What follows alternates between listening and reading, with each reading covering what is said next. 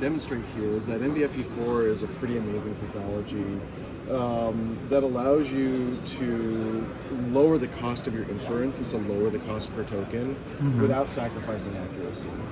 And when we compare NVFP4, which is a very compressed data format, to FP8, which is what a lot of models are running right now, across the board you can see things like 1.27 to 1.4 increase in performance on training models like Llama 8B, Llama 405B. You see significant memory savings, and so when you compare FP32 to NVFP4, you see 4 times improvements on your memory savings, so you can load larger models onto your hardware. But one of the amazing things too is that as we've introduced more quantization formats and as we've improved the hardware, we've seen an improvement in the cost per token. So the number of joules that you can generate per token has gone from 42,000 joules per token on Kepler all the way down to 10 joules per token on Hopper. And then you see on Blackwell that you actually have 0.4 joules per token, which is like 100,000 times, cheaper, right, than this generation here. And you can actually see this in the logarithmic chart that we have here. All of this is done without sacrificing accuracy. So the way that NVFP4 works is you have a number of different formats, and so you have FP16, which is very much focused on accuracy, and so you want the highest accuracy for a more compressed format. FP16 is great. BF16 is optimized for speed, and it basically takes FP32, cuts off all of the bits that represent your accuracy, and allows you to convert between formats a lot faster. FP8, which is optimized for size, and then NVFP4, which is a 4-bit value, right? So you only get 16 data points, right? That can be represented by this. But it actually winds up being highly optimized for the sort of workloads that large language models are kind of ideal for. So the way it works is that we start with an original model that's in BF16. You do per tensor scaling to kind of compress the size of these into a specific range. Then you split all of your data into blocks, and these individual blocks are scaled. And so what you wind up doing is you have a large amount of data, and blocks of that data are scaled down to fit within a particular range. Right? And then the scaling factor is associated with this, and it kind of sits along with those blocks. And you wind up with an NVFP4 quantized value, which is accelerated across all of the Blackwell hardware. Now, some of the ways that we improve our accuracy of this is we introduce stochastic rounding, and so this helps reduce some of the error by introducing just a tiny bit of noise into the quantization. 2D scaling, which is what these block scalings are. Random Hadamard transformations that kind of reduce the impact of outliers in your data. So if you have a data point that falls far outside, it's not going to introduce scaling, which is going to cause a lot of quantization errors.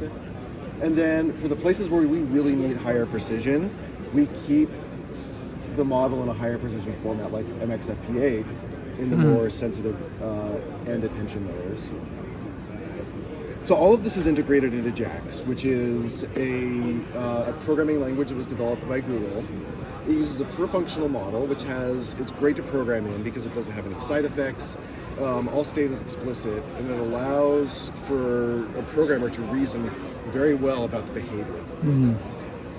It has just-in-time compilation with XLA optimization, so it can generate fast code for CPUs, GPUs, and TPUs. Eliminates a lot of overhead. It has built-in parallel scaling, which allows you to scale to thousands of accelerators very quickly.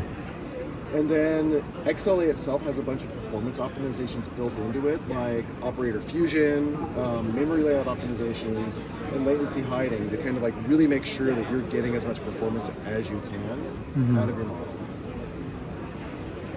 Okay, so what we have here is running on GB200. We have a Llama 3 AB system, and so this is a little bit of a smaller model running on 4 GPUs, but this is a recipe within JAX for us to do fine-tuning. So we're fine-tuning against a data set that's been provided within the demo file. All of this is downloadable from our demo repository. But the key idea here is that you just set the quantization to NVIDIA, right? And that's the primary configuration that you need. And then you run this script, and it kind of goes through and it sets up your training run and everything. So we did this run both with the NVFP4 flag enabled and with it disabled, so that we were doing a run with NVFP4 and one with FP8. What you see on this chart here is the training run, the teraflops per second per GPU, right? So essentially how fast the training is happening. And what you can see is that for the NVFP4 run, it's consistently faster. In fact, for this particular model, on average, we're about 17% faster running NVFP4 over FP8. But the key here is that even though we're running faster and even though we're running within a much more compressed data format, the accuracy is almost exactly the same, right? And so when you look at the loss function of this, it tracks almost perfectly between the FP4 and the FP8. But you can also see here too is that when we were setting up this test run, we only had a 4-hour reservation on this machine. After 4 hours, you can see where the job timed out on the FP8. But on the NVFP4 job, we were still able to go longer, do more training, and bring the loss function down even more. And so, it's like, it's incredible that you're able to compress the model down to this much smaller format, and you get all of these savings, including this is literally reducing the cost that it takes to train your systems without sacrificing how well your model performs. Yeah, perfect. Okay, thank you so much. Yeah, thank you.